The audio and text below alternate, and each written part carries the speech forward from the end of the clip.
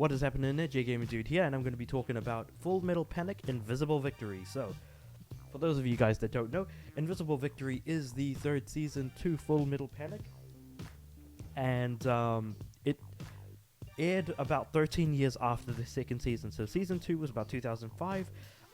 This season was 2018, and of course, in between there, we did get the side story called Fumofu, which I have actually started watching, so I'll share my thoughts on that once I've actually finished it.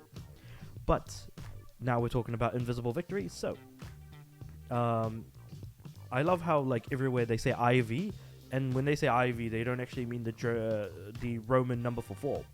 Instead, they actually mean Invisible Victory, which kind of confused me a little bit at the end of the final episode, where it's like, you know, thank you for watching IV, and it's like, okay, sure, whatever.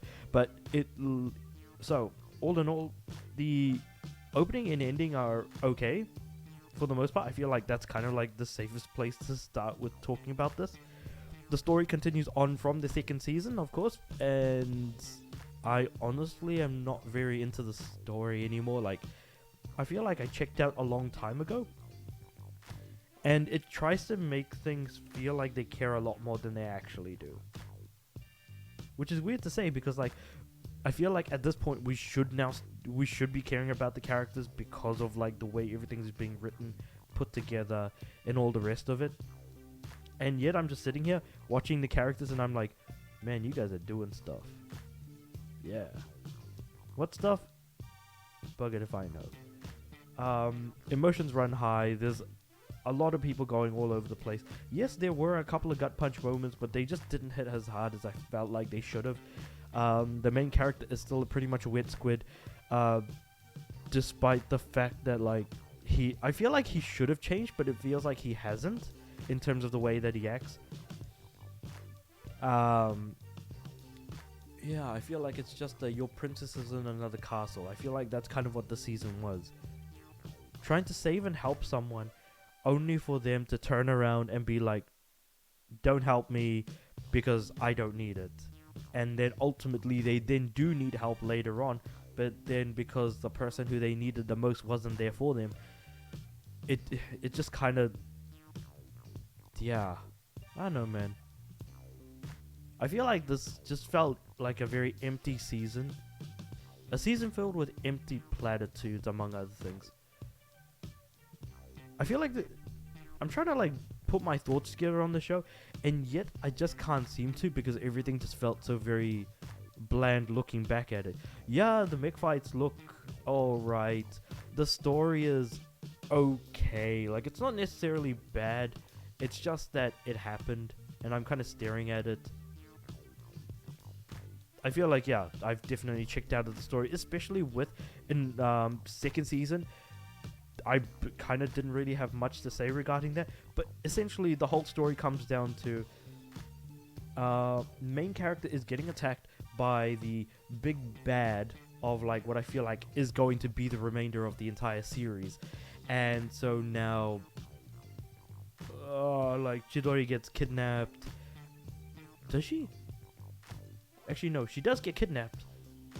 No, she willingly goes with the main villain in order to avoid other people from getting mixed up in her mess. And then the main character's like, I don't know where she is. I don't know where I'm going. I'm going to go to like, I don't know, Hong Kong and try to figure myself out. So he kind of does go back to Hong Kong after the events of, the second season or the second raid. Gets involved in some other junk that involves a bunch of other people. Handful of people die there, which I feel like is what we should have probably cared about. And then, well, he gets into like sort of like legalized robot fighting, and then tries to get into illegal robot fighting, only to realize, oh yeah, the villains are pulling the strings around the illegal robot fighting. That's like, sure, I guess. And then like all of his guys are dead, because like the main character is an absolute beast in every sense of the word when it comes to piloting one of these mechs. And then, the last 2 episodes are just, like, all of the main characters are coming back, and, like, the whole ship is, put back together. Tessa's arc was I feel like Tessa was like the MVP. Like her one episode where she was like, playing like the sort of mute, emotionless individual that, just couldn't move or function by herself, only to, trick the enemy, but also to get a civilian involved in equal capacity. So that showed off how clever she was in being able to come up with a plan and be able to execute it very impeccably as well.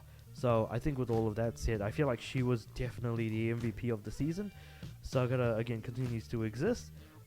Chidori gets kidnapped again, I guess. And I feel like I've checked out, and I don't feel like we might get another season because this ended on a cliffhanger of like, let's go save her, because we failed to do that in the last 2 episodes. Oh god, yeah. This is definitely like definitely like a 5 out of 10 show. Like I'm kind of out. I can't even drum up the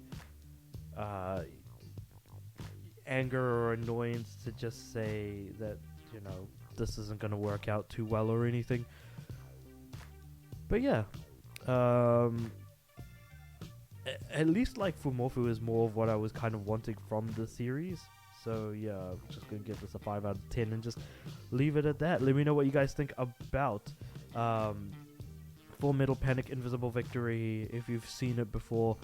Your thoughts on the series as a whole. If mecha is more your thing, you might enjoy this. Chuck them all in the comments below. Like the video if you like the review, and let me know anything else, any shows that you guys want me to watch. Again, also that could be something that we chucked in the comments below. And subscribe to the channel because I'd like my videos to go out to more people. And I'm also aiming to get 100 subs by the end of the year. Hopefully I'll be able to manage that. If not, no big deal. Hopefully we get close. But with all that said and done, I'll see you guys next time.